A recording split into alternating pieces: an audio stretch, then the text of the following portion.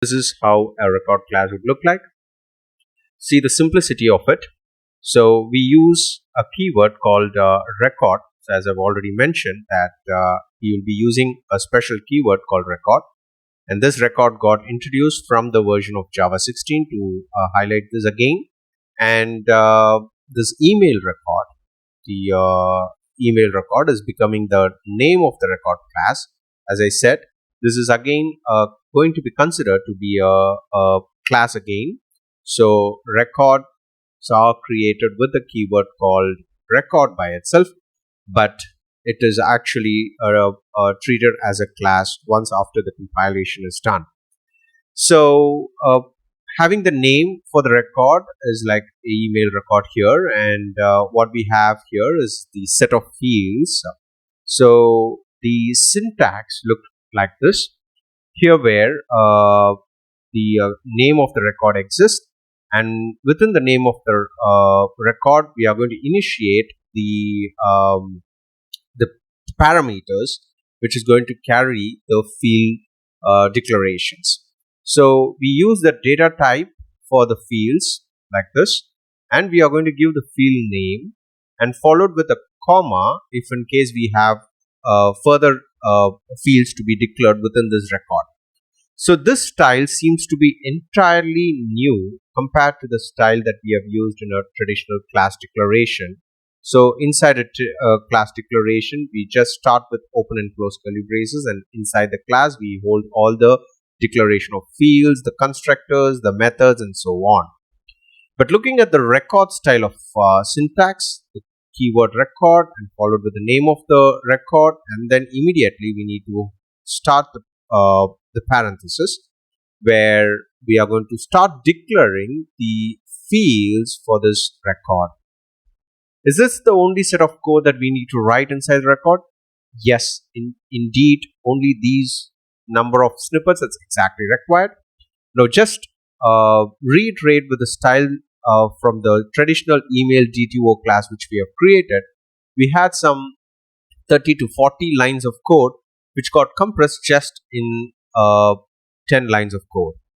So what exactly happens here is it's more like a syntactical sugar. We use a term like syntactical sugar. So what it means is the ceremonial codes are going to be automated with the help of syntactical sugar. Being a developer, we need to focus only on declaring the set of fields, and all these fields are going to be declared as final by default. And inside this record class is where we are going to have the argumented constructor in place, which is similar to this, which is a canonical constructor is what they call it as. Canonical is more formal constructor, which is going to be automatically applied inside this record class. So canonical constructor is also there in place, and you also have the set of getters for all these fields, but the methods names are not going to start with get. Instead, it's going to be same as mail2 and mail cc. The names are going to be the same as the field names, but you will not prefix with get here. No prefixing of get will be seen for the getter methods for the records. It's just the name of the fields followed with the method parenthesis, which is automatically available inside this record class. And we also have the other ceremonial methods like hashcode method, and we also have the toString method, and we also have the equals method playing inside this record class. But all those ceremonial codes are hidden from the visibility of the developer, and we are just focusing on creating a record class as quickly as possible and just start declaring the number of fields that you want to make it as part of this email record. And this is going to stay intact as an immutable class because it's going to follow all the criteria that we have followed inside this email DTO traditional immutable data carrier class will also be seen inside this email record, and it's indeed an immutable.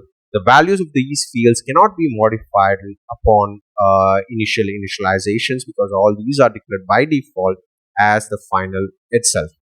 So looking at this style of record class, it's more interesting the way that we are going to declare going forward with the immutable data carrier class approach is only through the record starting from the version of Java 16 onwards.